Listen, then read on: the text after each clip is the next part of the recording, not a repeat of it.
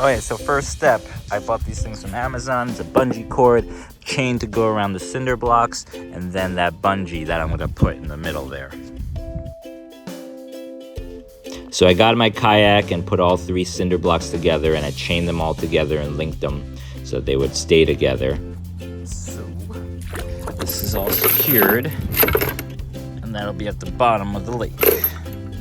All right, so I got this bungee rope. I'm gonna tie this end to the cinder block, and this will go to the bungee.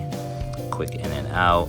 And it says 2,500 pound braking strength, 500 pound working load limit. So I think that'll be good. So here we go. Yeah, so then I attached the stretchy rope to it and attached the buoy to the other end. And then bombs away.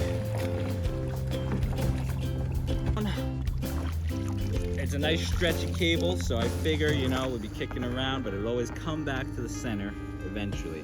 I did anchor the buoy separately, and it has a clip to clip into the trampoline, and then the buoy will always be there anchored. I tightened it down with some pliers too. And there it is, perfect distance away. I like it.